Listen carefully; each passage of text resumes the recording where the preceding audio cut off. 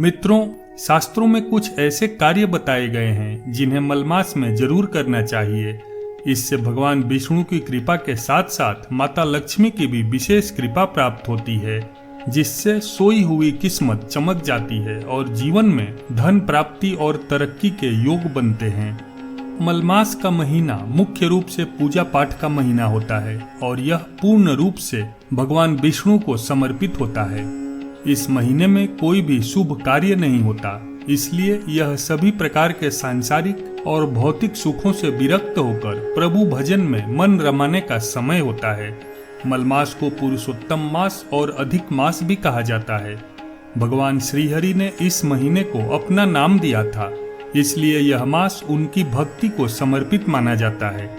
भगवान विष्णु की पूजा के लिए यूं तो गुरुवार का दिन खास होता है, लेकिन मलमास में गुरुवार के अलावा भी प्रतिदिन श्री हरि की पूजा करने का विधान है, क्योंकि और दिनों की अपेक्षा पुरुषोत्तम मास में किए गए पूजा पाठ का फल कई गुना ज्यादा मिलता है।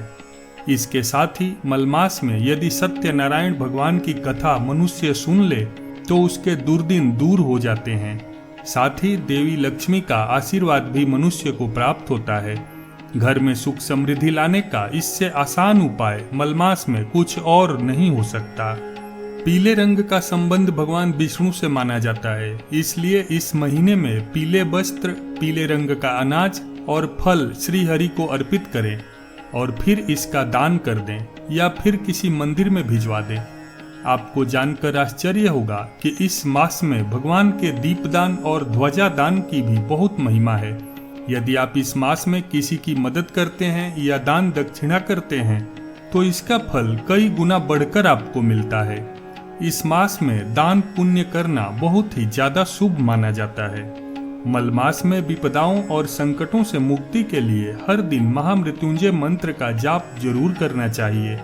यह वह मंत्र है जो इंसान को अकाल मृत्यु से भी बचाता है। इसलिए मलमास में इस मंत्र का जाप कर आप हर तरह के दोष और अकाल मृत्यु के भय से मुक्त हो सकते हैं। कोशिश करें कि इस मंत्र का जाप आप रोजाना शाम के समय करें और प्रतिदिन एक ही समय पर करें। इस मंत्र के जाप से घर की नकारात्मकता भी दूर होती है। खरमास में तुलसी के पौधे के सामने रोजाना गाय के घी का दीपक जलाएं और ओम नमो भगवते वासुदेवाय नमः मंत्र का कम से कम 11 बार जप करें और 11 बार तुलसी की परिक्रमा करें, क्योंकि भगवान विष्णु को तुलसी सर्वाधिक प्रिय है। ऐसा करने से घर के संकट और आर्थिक दुख समाप्त हो जाते हैं और घर में सुख शांति के साथ साथ रिद्धि सिद्धि का वास होता है। मलमास में किसी भी तरह के शुभ कार्य करने की मनाही है, लेकिन इस दौरान घर में धार्मिक अनुष्ठान करना बहुत ही शुभ होता है। माना जाता है कि इस पूरे महीने आप जितना भी धार्मिक कार्य करते हैं उसका पूरा पुण्य लाभ प्राप्त होता है। इसलिए मलमास में यज्ञ, अनुष्ठान, कथा या भजन कीर्तन जरूर करना चाहिए। ऐसा करने से मनुष्य की सभी मनोकामनाएं पूरी होती हैं।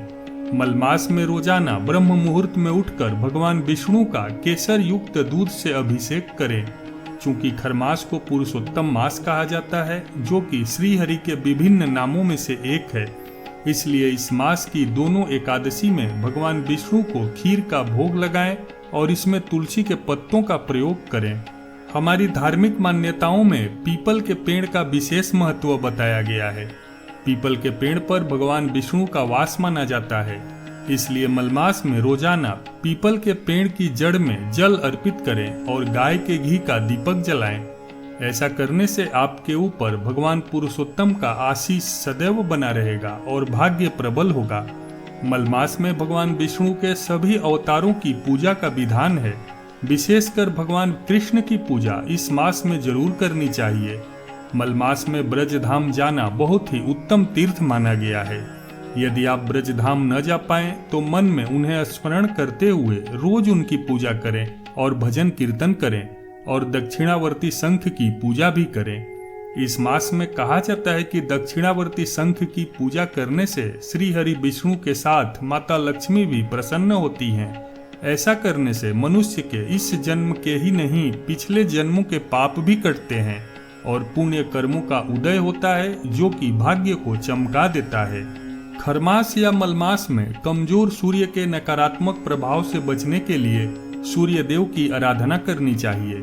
इसके अलावा रोज आदित्य हृदय स्तोत्र का पाठ करना और विष्णु सहस्त्रनाम का पाठ करना बहुत लाभदायी साबित होता है।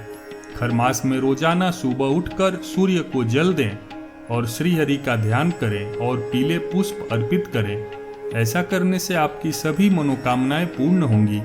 अगर आपको नौकरी और व्यापार में प्रमोशन और उन्नति चाहिए तो खरमास की 9वीं तिथि को कन्याओं को अपने घर पर बुलाकर भोजन कराएं। मलमास की समाप्ति पर स्नान, दान तथा जप आदि का अत्यधिक महत्व होता है। इस मास की समाप्ति पर व्रत रखने वालों को व्रत का उद्यापन करके सुयोग्य ब्राह्मणों को भोजन कराना चाहिए और अपनी श्रद्धा अनुसार दान दक्षिणा देना चाहिए। इसके अतिरिक्त एक महत्वपूर्ण बात यह है कि इस पूरे महीने में मलमास महात्म्य की कथा का पाठ श्रद्धा पूर्वक प्रातः एक सुनिश्चित समय पर करना चाहिए। इस मास में रामायण, गीता तथा अन्य धार्मिक व पौराणिक ग्रंथों के दान आदि का भी महत्व माना गया है। वस्त्रदान, अन्नदान, गुड़ और घी से बनी वस्तुओं का दान करना अत्यधिक शुभ माना गया है। मित्रों, जानकारी ठीक लगी हो तो वीडियो को लाइक करके चैनल को सब्सक्राइब जरूर करें।